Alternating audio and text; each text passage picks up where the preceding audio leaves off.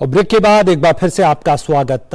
जैसा बुलेटिन की शुरुआत में हमने बताया, आज एक बड़ी खबर ब्रिटेन से आई और वो खबर ये कि पहली बार ब्रिटेन में कोई एशियाई मूल का व्यक्ति प्रधानमंत्री बनने जा रहा है और वो व्यक्ति ऋषि सुनक हैं, जो राजनीति में 2015 से सक्रिय हैं और वित्त मंत्री भी रह चुके हैं और अब वो प्रधानमंत्री बनने जा रहे हैं।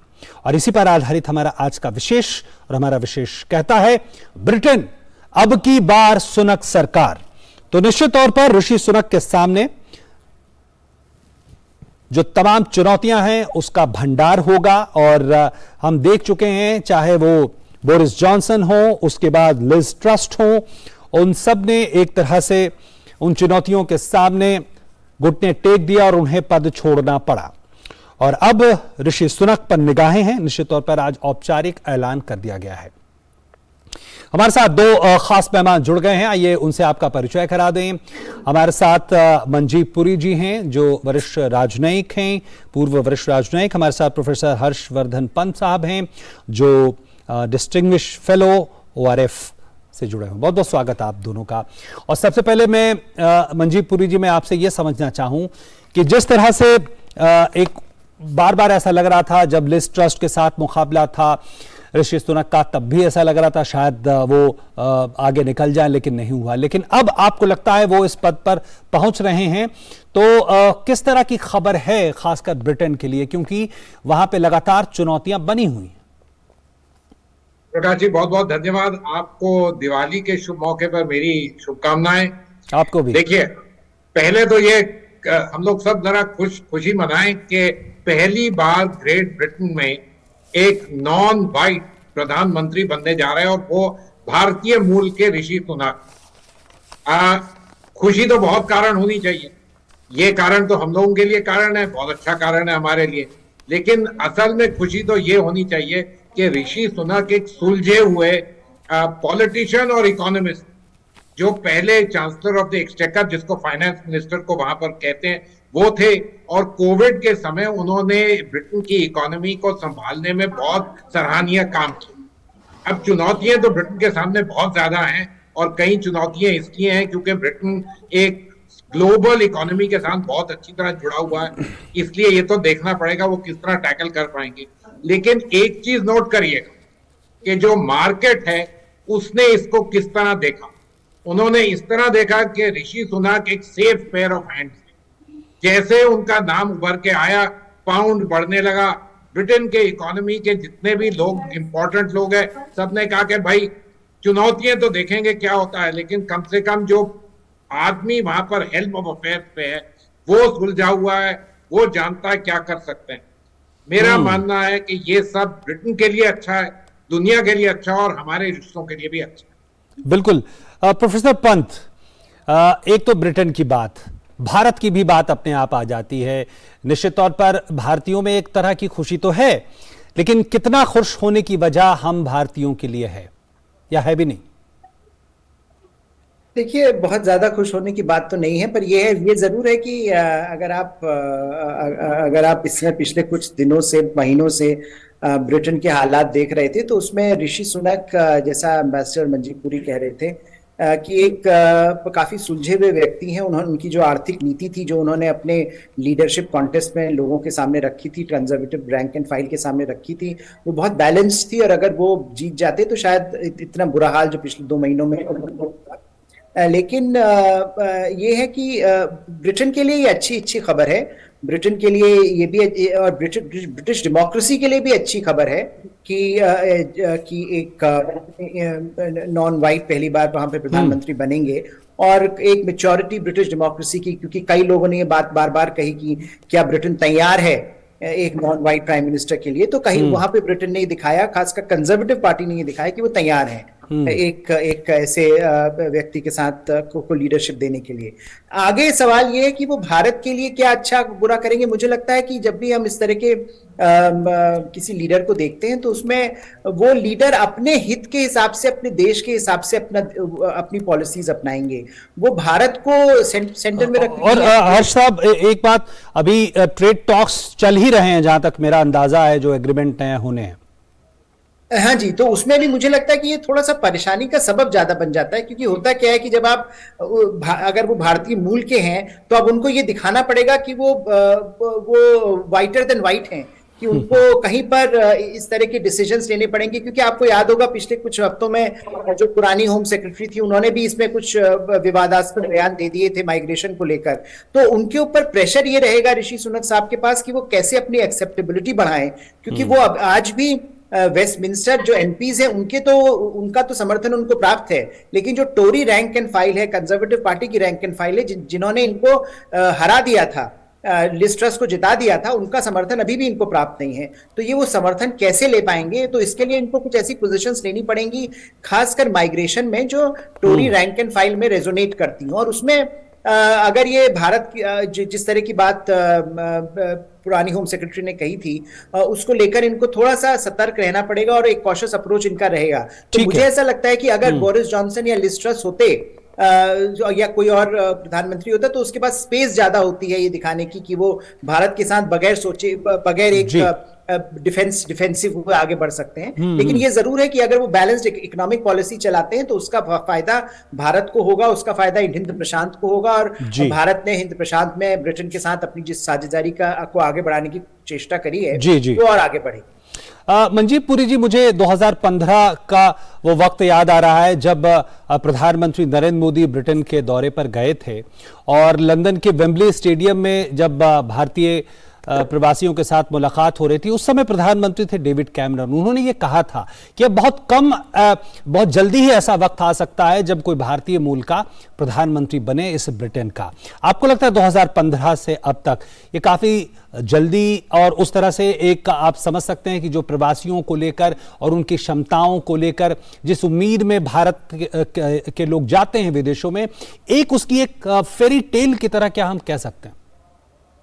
देखिए ओम प्रकाश जी, ऋषि सुनक ना तो खुद भारत में पैदा हुए, ना उनके पेरेंट्स यहाँ पैदा हुए, ये तो कई जनरेशन से इंडिया से बाहर है। डेविड कैमरन ने जो वो कहा, वो एक सच बात थी कि अब ब्रिटेन में भारतीय मूल के लोग या साउथ एशियन या माइग्रेंट्स इन जनरल कहा जाए, वो बहुत एक्सेप्टेबल है और ब्रिटिश सोसाइटी काफी बढ़ गई, काफी जिसको कहते हैं चेंज हो गई, ये इवॉल्व। अभी हर्ष जी जो कि एक प्रोफेसर हैं किंग्स कॉलेज में वहां पर लंदन में, और वहां के यूके की परिस्थिति को बहुत अच्छी तरह समझते हैं, उन्होंने जैसे आपको कहा ब्रिटेन की डेमोक्रेसी जो है वो भी एक बहुत स्टेबल डेमोक्रेसी है। और चाहे पिछले कुछ हफ्तों में हमने देखा काफी उथल पुथल, ये मार्केट में उथल पुथल, और कितनी जल्दी कंजर्वेटिव पार्टी ने आगे अपना बदल दिया। और ये देखिएगा, करवट बदलना, एक्सेप्ट करना, ये भी एक डेमोक्रेसी की बहुत बड़ी देन, और ये सब चीजें वहां पर नजर आई हैं। ब्रिटेन एक स्टेबल सी सोसाइटी है, ठीक है, अगर लीडरशिप अच्छी हो तो अच्छा रहेगा, लेकिन हमको ये एक दो चीजें नोट करनी कि ऋषि सुनक के प्राइम मिनिस्टर बनने से एक चीज तो अब काफी क्लियर हो गई कि ब्रिटेन में जो जैसे लोग कहते थे कि जो व्हाइट लोग हैं वो ये चीज नहीं मानेंगे, नहीं, अब वहां की सोसाइटी काफी इवॉल्व हो गई है। कंजर्वेटिव पार्टी जो जिसको कह सकते हैं कि ज्यादा कंजर्वेटिव लोग हैं, उसमें जो चाहते हैं कि ऐसी चीज ना हो, चाहे उनको उनका समर्थन नहीं मिला, लेकिन उनके एमपीज का समर्थन तो बिल्कुल मिला है, और इतना भी नहीं कह सकते कि दूसरे लोगों को कोई भी समर्थन नहीं मिला। तो ये एक्सेप्टेबिलिटी वाली जो बात है, जो चेंजिंग ब्रिटिश सोसाइटी, इसको भी नोट करना पड़ेगा, the maturity of British democracy note करना पड़ेगा। ठीक है, साथ ही साथ मैं बिल्कुल हर चीज के साथ सहमत हूँ। ऋषि सुनक ब्रिटेन के प्राइम मिनिस्टर, मैं मानता हूं कि उनके वहां आने से उनकी सुलझी अप्रोच जो है, गुड इकोनॉमिक्स है, गुड पॉलिटिक्स है, ये जो सब चीजें इनके साथ भारत के रिश्ते के साथ काफी फायदा मिलेगा। बिल्कुल, बाकी चीजें तो सेंटिमेंटल हैं, भी थोड़ी बहुत तो चलेंगी, क्यों नहीं चलेंगी, ये होता ही है। बिल्कुल बिल्कुल, और साथ कई बार उसको प्रोटेक्ट भी करना पड़ता है, ये भी ट्रूइज्म है। पॉलिटिक्स तो the art of the possible है जी। प्रोफेसर पंत, अब उनकी नीतियों और उनकी चुनौतियों की अगर बात करें ऋषि सुनक की, कुछ दिनों पहले जब वो कैंपेन के दौरान एक जगह संबोधन कर रहे थे तो उन्होंने एक जो सेंटेंस या टर्म कहें वो बार बार उन्होंने अपने संबोधन में कहा। उन्होंने कहा कि वी मस्ट बी रेडिकल। कई संदर्भों में उन्होंने ये बात कही और ये बार बार कहा वी मस्ट बी रेडिकल। कैसे समझा जाए अगर इस मनोस्थिति के परिप्रेक्ष्य में अगर इसको समझना चाहें तो? देखिए, उन्होंने, जहां तक मेरी समझ है, उन्होंने इस बात का जिक्र किया था कि रेडिकल, जो उन्होंने जिस जिस कॉन्टेक्स्ट में बात कही थी, वो ये बात कही थी कि जो कंजर्वेटिव पार्टी है उस समय, जैसा कि लिज ट्रस जो एक अपना प्रोग्राम दे रही थी लोगों को, उसमें उनकी जो टैक्स कट्स वाली आइडियोलॉजिकल फेवर था कंजर्वेटिव पार्टी का, बेस जो चाहता था कि टैक्स कट्स हो, और टैक्स कट्स जो होंगे वो ग्रोथ को रिवाइव करेंगे। ये बात बार बार जो कंजर्वेटिव आइडियोलॉजी है, कंजर्वेटिव पार्टी की आइडियोलॉजी है, इसमें बार बार कही जाती है, और लिज ट्रस उस तरह का एक प्रोग्राम आगे ले जा रही थी।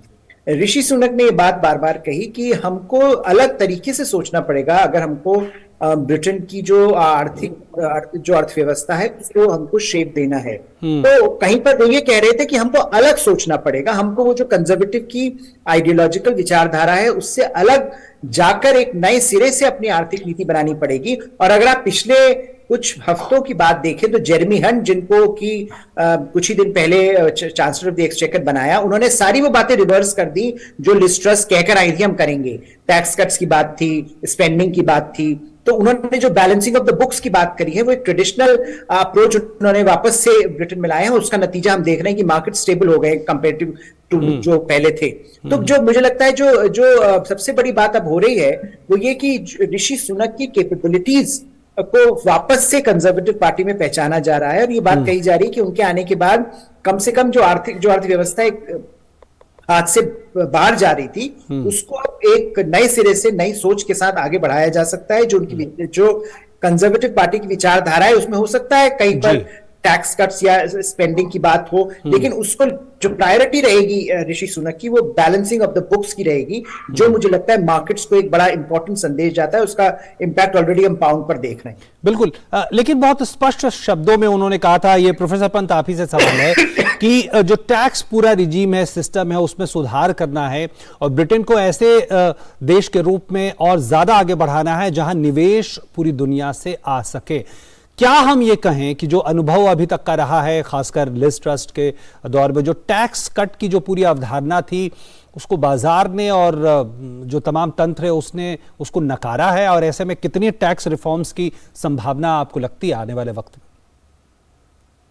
में? मैं बोल जी जी जी प्रोफेसर पंत। हाँ, नहीं, मुझे ऐसा लगता है कि ये पूरा जो एक जिस तेजी के साथ लिज ट्रस की आर्थिक नीतियों को नकारा गया है, वो अपने आप में ब्रिटिश पॉलिटिक्स के लिए और खासकर कंजर्वेटिव पार्टी के लिए एक वेकअप कॉल है कि आप आज के दौर में, जब Britain post Brexit economic policy, post Brexit foreign policy को एक अंगुली जामा पहनाने की कोशिश कर रहा है, उसमें इस तरह के रेडिकल जो और इस तरह के जो ट्रेडिशनल आइडियोलॉजिकल अप्रोच से आप नहीं चला सकते, क्योंकि कहीं पर ब्रिटेन की इकोनॉमी अभी भी ब्रेक्सिट से उबर नहीं पाई है, और वो जो समस्या है वो मुझे लगता है अभी भी ऋषि सुनक के सामने भी है। तो कहीं पर जो चाहे वो ऋषि सुनक हो या कोई और हो, उसके सामने सबसे बड़ी समस्या ये है कि कैसे ब्रेक्सिट के बाद की आर्थिक नीति को एक तरह से नई तरह से कंसोलिडेट किया जाए, क्योंकि पोस्ट ईयू इकोनॉमिक पॉलिसी अभी तक ब्रिटेन के पास नहीं आई है, और वहां पर जो समस्या है वो लीडर्स बदल रहे हैं, लेकिन फंडामेंटली एक समस्या कंजर्वेटिव पार्टी के अंदर की विचारधारा की समस्या है, और जब तक वो सॉल्व नहीं होगी, लीडरशिप क्राइसिस या लीडरशिप में बदलाव कोई लॉन्ग टर्म चेंज नहीं ला पाएगा ब्रिटेन। जी मंजीत पुरी जी, जो राजनीतिक संकेत मिल रहे हैं, मसलन कि कई ऐसे लोग, कई ऐसे सांसद जो बोरिस जॉनसन के खेमे के थे, मसलन प्रीति पटेल, वो इस वक्त आते दिख रहे हैं सुनक के पक्ष में। क्या आपको लगता है कि कंजर्वेटिव पार्टी में भी कुछ बदलाव हो रहे हैं? अगर हो रहे हैं तो क्या आने वाले वक्त में ब्रिटेन की राजनीति पर इसका असर देखते हैं आप? देखिए, प्रीति पटेल जी ने तो पहले बोरिस जॉनसन को सपोर्ट किया था, जब उन्होंने देखा कि किस तरफ हवा जा रही है तो वो उस तरफ आ गई। सुहेला ब्रेवरमैन भी वही है, लेकिन हवा क्यों ये ऐसे जा? आई थिंक लिज ट्रस और उनके वहां आने पे जिस किस्म की उन्होंने फाइनेंशियल आउटलेज, वो मिनी बजट वगैरह पेश किया, और वो इस बुरी तरीके से नकारित हुआ मार्केट में, उसने इतनी जल्दी सारा मामला चौपट कर दिया उनके लिए और उस किस्म की धारणा के लिए कि कंजर्वेटिव पार्टी के जितने एमपी थे उन्होंने कहा देखो भाई, ये शायद हमको दिल के लिए बहुत अच्छा लग रहा था, लेकिन दिमाग के लिए ये बिल्कुल अच्छा नहीं है, ब्रिटिश की इकोनॉमी के लिए नहीं अच्छा, और ब्रिटेन की जो तंत्र है, इकोनॉमिक तंत्र, उसके लिए बिल्कुल नहीं अच्छा। इसलिए let us go back to Rishi Sunak. याद रखिएगा, जब लिज ट्रस ने ऋषि सुनक को हराया था तो ऋषि सुनक को 47% ऑफ द वोट मिली थी। ये नहीं थी कि ऋषि ट्रस की बिल्कुल आराम से जीत हो गई थी, उनको 53% मिला और इनको 47% मिला। उस समय भी लोग कहते थे नहीं नहीं, सिर्फ ये क्योंकि ये कलर के हैं, व्हाइट नहीं है, इसलिए ये हार जाएंगे। बिल्कुल बिल्कुल नॉट नेसेसरली, जैसे प्रोफेसर साहब कह रहे हैं, वो जो टैक्स कट्स वगैरह थी वो लोगों को अपील किया, लेकिन मार्केट को अपील बिल्कुल नहीं किया। बिल्कुल मैं बिल्कुल। आपको जरा थोड़ा सा उस चीज के बारे में बोलना चाहता हूं। समय हमारे पास बहुत सीमित है सर, आप हाँ जी बोले। मैं बिल्कुल ये मानता हूं कि ऋषि सुनक जो है at the moment conservative party के लिए best safe pair of hands है, जो ब्रिटेन को इकोनॉमिक स्टेबिलिटी ला सकता है। उसका शायद फायदा कंजर्वेटिव्स को हो, ये हमें पता नहीं क्या होगा, लेकिन चुनौती के लिए लोग जरूर मानते हैं कि जो लोग मौजूद अवेलेबल हैं कंजर्वेटिव पार्टी में, वो उनमें से ये बेस्ट। बिल्कुल बिल्कुल। और ऋषि सुनक ने संकेत भी किए हैं कि उनकी नजर अगले चुनावों पर भी है। निश्चित तौर पर आने वाला वक्त बेहद ही रोचक और नजरें रहेंगी। बहुत बहुत धन्यवाद मंजीत पुरी जी आपका हमारे साथ जुड़ने के लिए। प्रोफेसर पंत, बहुत बहुत धन्यवाद।